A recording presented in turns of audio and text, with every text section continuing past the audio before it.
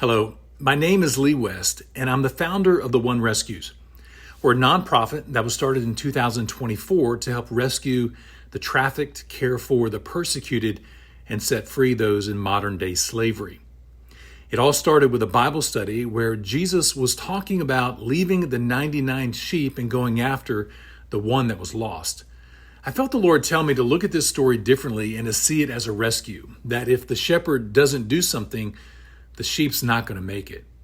I then felt the Lord impress on my heart, this is what I want you to do. I want you to rescue people. I want you to find those that if you don't step in, they're not going to make it. I knew this was going to take me into human trafficking, child slavery, persecuted refugees, and I was nervous about this because I hadn't done anything like it, and I asked the Lord for a confirmation. I asked the Lord that if He really wanted me to rescue people, to send me someone to rescue. I didn't specify a location, and I didn't care what country. I just needed the Lord to confirm what I felt He was asking me to do. Well, 7 days later, I get an email with the subject line saying, "Save our lives, we want to live." It was two young girls running from the Taliban and their father who had gambled them away to other men. This was the confirmation I needed, but these two young girls, they were hiding in Pakistan, and I didn't have anyone in Pakistan to verify their situation. Well, 24 hours later, I'm on a Zoom call with pastors that I have every other week. I share this story with them and then say, but I don't know anyone in Pakistan. A pastor raises his hand and says, I do, and they do rescues. This was a second confirmation, and the person in Pakistan who does rescues was a pastor who had 7 churches in his network, and one of the churches was in the same location where these two girls lived. A lady from their church visited these two young girls and verified the situation. The two young girls turned out to be a family of 7 with a single mother and 5 children and a grandmother.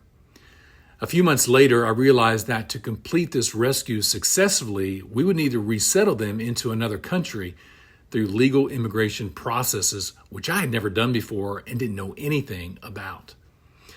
I was thinking about this, and I looked out my living room window and realized that one of my neighbors, they looked like they were from that part of the world and might be able to help.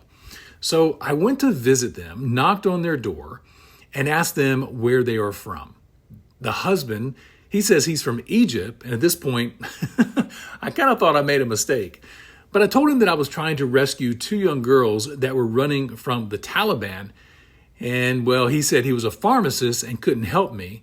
But then he said his wife was right here and worked for the U.S. government and worked with the agencies that resettled refugees. I couldn't believe what I was hearing.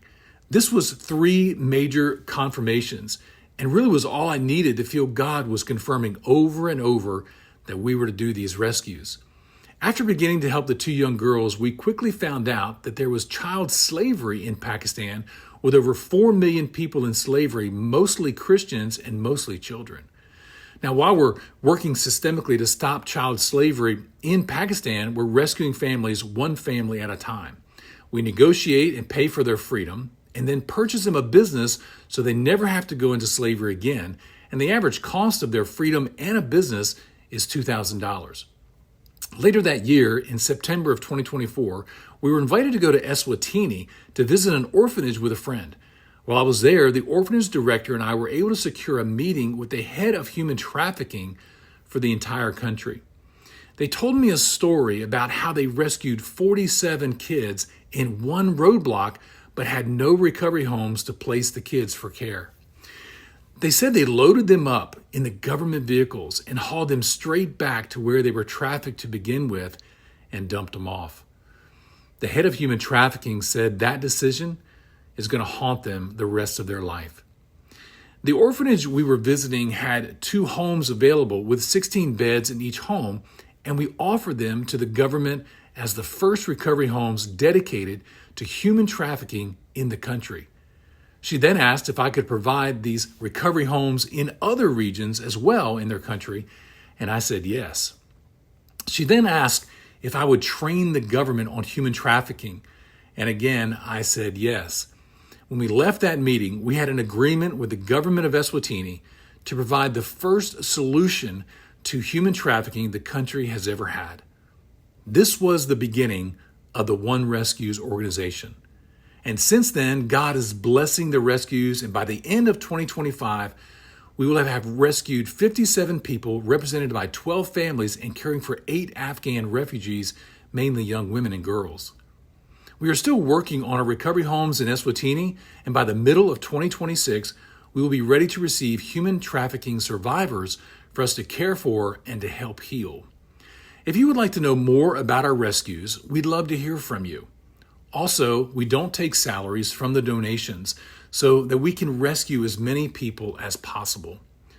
For more information, you can visit our website at theonerescues.org or reach me directly by email at info@theonerescues.org. Thank you.